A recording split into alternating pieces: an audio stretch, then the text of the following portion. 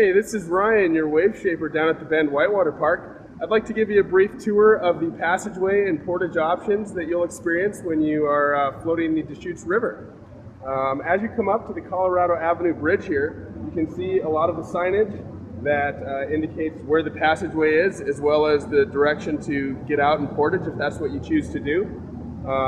We recommend that before you do go down the passage, especially if it's your first time, that you get out here, walk down the path adjacent to the passageway a little bit, and scout the rapids, see if it looks like something you'd like to do. Let's go ahead and walk through here, and we'll look at some of the drops.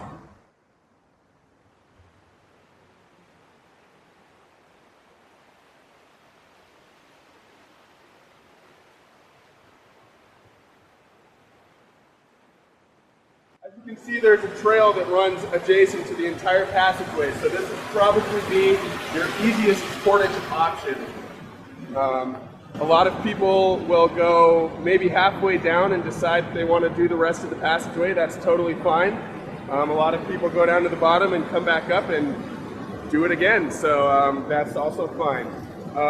Some basics about navigating the passageway if you do choose it. Number one is preparedness. Like I said, it's great to get out and scout the rapids before you go through them to make sure that it looks like it's something you're comfortable with. Number two is your gear. You want to have a life jacket. You want to have a durable tube that's not going to get popped on the rocks in the passageway. This is a natural river after all. And you want to have good footwear, kind of like what I'm wearing here. Even old tennis shoes will work, but something that can get wet and it's not going to fall off your foot.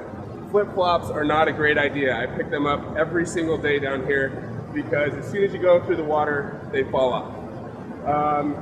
When you're actually navigating through the passageway, you are going to want to paddle, and you're going to need to paddle. Otherwise, you're probably going to end up circulating in an eddy, and that's not really going to help you get through the passageway.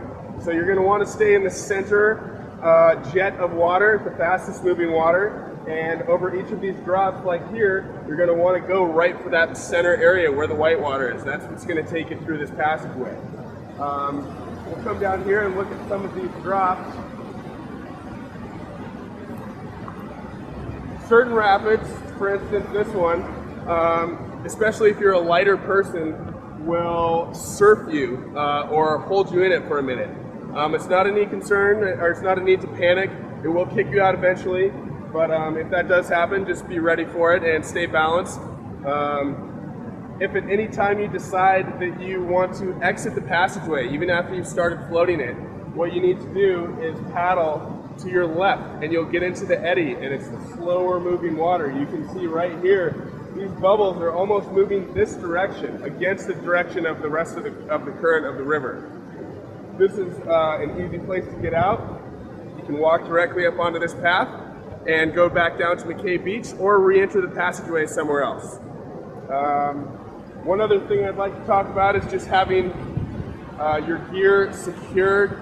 A lot of people have a lot of items on their tubes, and usually once they hit a couple of these rapids, those items get sprawled out throughout the river, and other people end up having to pick up after you, and we don't want to do that. So please secure all of your belongings.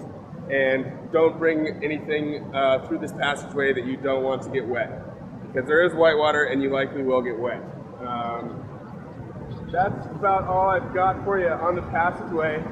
It's a great time. It's a fun way to cool off.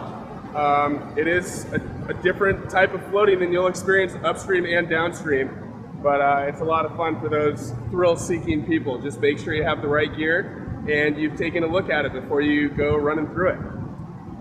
That's about all I've got for you. Have a great time.